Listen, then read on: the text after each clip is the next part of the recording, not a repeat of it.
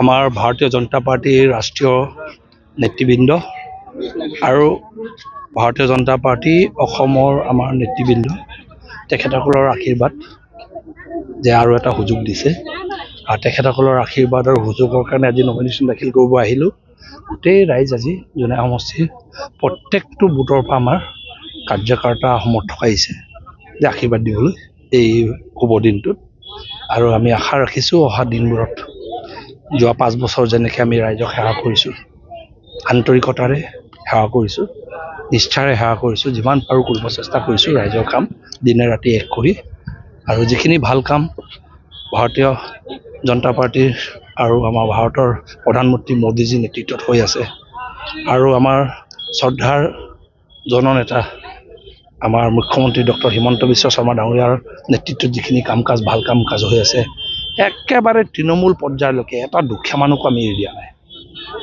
4 লেনো হৈছে, 1200 কোটি টকীয়া 4 লেনো হৈছে, কিন্তু বানপানীও নিৰ্মূল হৈছে, ৰাস্তা পদূলিও হৈছে, হস্পিটেল হৈছে, স্কুলো হৈছে। কিন্তু কথা এটা হ'ল একেবাৰে দৰিদ্ৰজন চবকে হাতত হাত ধৰি অৰুণোদয়ৰ পৰা আৰম্ভ কৰি উদ্যমিতাৰ পৰা আৰম্ভ কৰি চাউল দালি চেনি আপুনি নিমখৰ পৰা আৰম্ভ কৰি এনেকৈ সকলো দিশত বেমাৰ আজাৰ চোৱাৰ পৰা আয়ুষ্মান ভাৰতৰ পৰা আৰম্ভ কৰি আমাৰ যুৱ সমাজক নতুন আশাৰে আকৌ নেতৃত্ব, নতুন আশাৰে যুৱ সমাজ অসমত এতিয়া আগবাঢ়ি আহিছে। নহ'লে আগত কংগ্ৰেছৰ দিনত এটা নিৰাশাৰ বাতাবৰণ আছিলে, ঘোচ ঘাচ নহ'লে চাকৰি বাকৰি নহয়।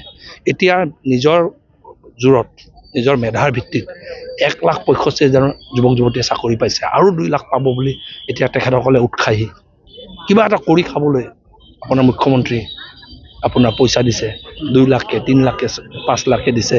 তো এতিয়া যুৱ সমাজটো আপোনাৰ নতুন আশাৰে অসমক নেতৃত্ব, ভাৰতবৰ্ষক নেতৃত্ব দিয়াৰ কাৰণে ওলাই আহিছে। কিবা কৰ্মসংস্থাপন নিজেই কিবা এটা কৰি খোৱাৰ কনফিডেঞ্চ পাইছে।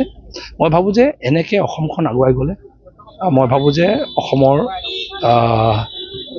ভৱিষ্যতটো সুন্দৰ হ'ব। আৰু সেইকাৰণে মই আশা ৰাখিছোঁ জনগণে বহুত আগতকৈ আমাক যোৱাবাৰ 1,12,000 ব্যৱধানত জিকাইছিলে, তেতিয়া ডাঙৰ সমষ্টি আছিলে। এইবাৰ সমষ্টিটো 1 লাখ ভোট আমাৰ কমি গ'ল, 1,10,000 ভোট কমি গ'ল। তাৰ পাছতো মই ভাবোঁ যে অসমৰ ভিতৰতে হায়েষ্ট মাৰ্জিনত আকৌ পুনৰ জয়যুক্ত কৰিব, ৰাইজে আশীৰ্বাদ দিব। ৰাইজৰ পৰা কেনেকুৱা মৰমত এইবাৰতো বহুত বেছি পাইছোঁ। এইবাৰ মই য'তেই যাওঁ ৰাইজৰ মৰম, যিটো সমৰ্থন আগতো আজি বহুতবাৰ ৰাজনীতি কৰিছোঁ, কিন্তু এইবাৰৰ মৰমটো বেলেগ, একদম অন্তৰৰ পৰা মৰম কৰি এইবাৰ আশীৰ্বাদ দি ৰাইজে ওলাই আহিছে। কিমানমান ভোট পাই কিনে এতিয়াতো ক'ব নোৱাৰোঁ, তথাপিও যোৱাবাৰ যিমান এইবাৰ যে ৰিয়েকশ্যন যোনটো আছে যোৱাবাৰতকৈ বহুত ভাল হ'ব।